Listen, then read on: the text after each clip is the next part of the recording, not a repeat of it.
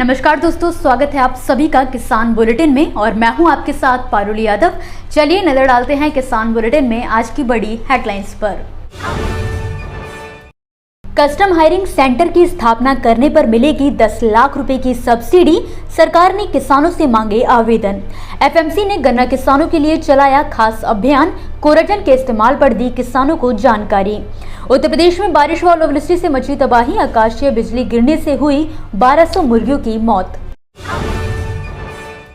ऐसे किसान जो खेती के लिए जरूरी महंगे कृषि यंत्रों की खरीद नहीं कर पाते हैं, उनके लिए सब्सिडी व कस्टम हायरिंग सेंटर्स जैसी योजनाओं को सरकार द्वारा चलाया जाता है ताकि किसानों के लिए खेती आसान हो सके। इसी कड़ी में मध्य प्रदेश सरकार ने राज्य के सभी जिलों में कस्टम हायरिंग केंद्र की स्थापना के लिए इच्छुक व्यक्तियों से आवेदन मांगे हैं। सरकार ने इस साल राज्य में कुल 468 कस्टम हायरिंग केंद्रों की स्थापना के लिए लक्ष्य रखा है, जिसके तहत राज्य के सभी जिलों एवं वर्गों के किसान ऑनलाइन आवेदन कर सकते हैं। आपको बता दें कि केंद्र की स्थापना के लिए दो तरह से किसान अनुदान हासिल कर सकते हैं। पहला अनुदान कृषि यंत्रों की खरीद पर, वहीं दूसरा कृषि यंत्रों की खरीद के लिए बैंकों द्वारा लिए गए ऋण के ब्याज पर अनुदान उपलब्ध करवाया जाएगा। बता दें कि सेंटर की स्थापना के लिए लाभार्थी अधिकतम 25 लाख रुपए के कृषि यंत्र खरीद सकते हैं, जिस पर उन्हें सरकार की तरफ से लागत का 40% यानी कि अधिकतम 10 लाख रुपए का अनुदान दिया जाएगा। कुल 468 में से 260 केंद्र सामान्य वर्ग के लिए, 52 केंद्र अनुसूचित जाति और जनजाति के लिए, SRLM के कृषक समूहों के लिए 52 केंद्र और FPO के लिए 52 केंद्र आवंटित किए गए हैं। मध्य प्रदेश के इच्छुक किसान योजना का लाभ उठाने के लिए ऑनलाइन आवेदन कर सकते हैं। शासन द्वारा आवेदन की आखिरी तारीख 8 मई 2023 निर्धारित की गई है। हाल ही में एफएमसी द्वारा उत्तर प्रदेश में खास अभियान चलाया गया, जिसके तहत खास तौर पर प्रदेश के गन्ना किसानों को एफएमसी के उत्पाद कोराजन के बारे में जानकारी दी गई। करीब 18 दिन चले इस अभियान में प्रदेश के ऐसे किसानों को वीडियो कॉल के माध्यम से जोड़ा गया जिन्होंने कोराजन का इस्तेमाल अपने खेतों में किया और उससे लाभ भी कमाया है। इन किसानों ने प्रदेश के गन्ना किसानों को कोराजन से फसल को होने वाले लाभ और महत्व के बारे में जानकारी दी। समय पर सही मात्रा में कोराजन हम लोग डाल लेते हैं और कीटनाशक की आवश्यकता नहीं होती। आइए सर, हमारी फसल भी देखिए। इसी तरह अयोध्या में भगवान श्री राम का दर्शन कीजिए। सबसे बेस्ट एफएमसी कोराजन सफलता की कुंजी। आपको जानकारी के लिए बता दें कि एफएमसी के कोराजन में है रेनेक्सपेयर की शक्ति, जो कंसुआ और चोटी भेदक से फसलों की सुरक्षा करता है और साथ ही बेहतरीन पैदावार भी देता है।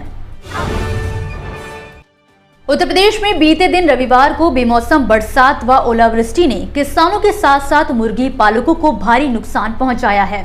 इस दौरान जहांगीरगंज के बड़ा गांव में आकाशीय बिजली के गिरने से एक मुर्गी फार्म में भयानक आग लगने की घटना सामने आई है, जिसकी वजह से करीब 1200 से ज्यादा मुर्गियों की जलकर मौत हो गई।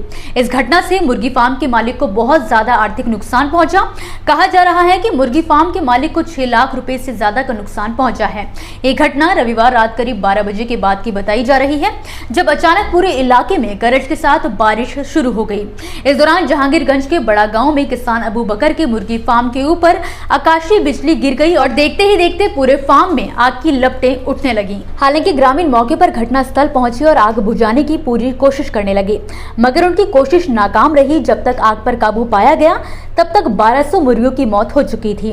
पीड़ित किसान अबू बकर ने सरकार से आर्थिक सहायता की मांग की है।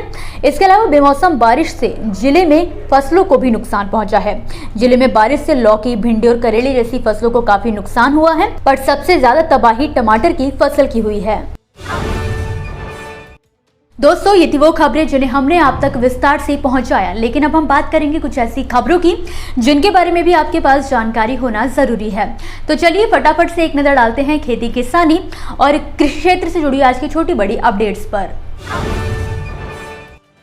संयुक्त किसान मोर्चा के बैनर तले जमा हुए किसान संगठनों ने फिर से आंदोलन करने का फैसला लिया है। इस बार एमएसपी को कानूनी दर्जा, कर्ज मुक्त किसान और खेत मजदूर पेंशन समेत किसानों पर दर्ज हुए मुकदमे की वापसी आदि के मुद्दे पर 26 मई से लेकर 31 मई तक देश के सभी राज्यों में धरना प्रदर्शन करने का ऐलान किया गया है।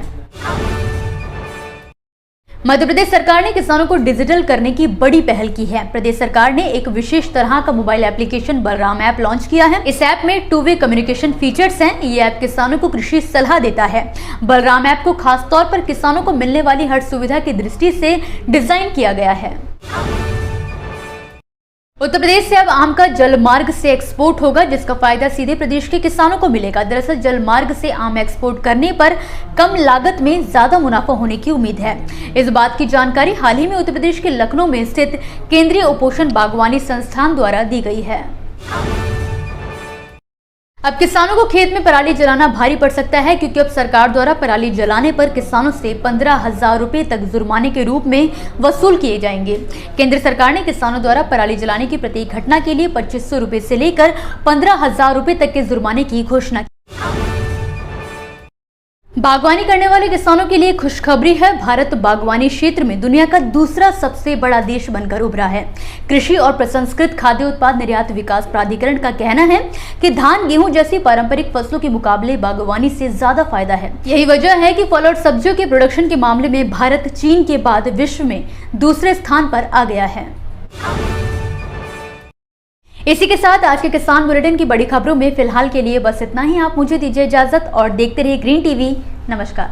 देखिए ग्रीन टीवी यूट्यूब पर भी, बस सब्सक्राइब करें और बेल आइकन दबाएं।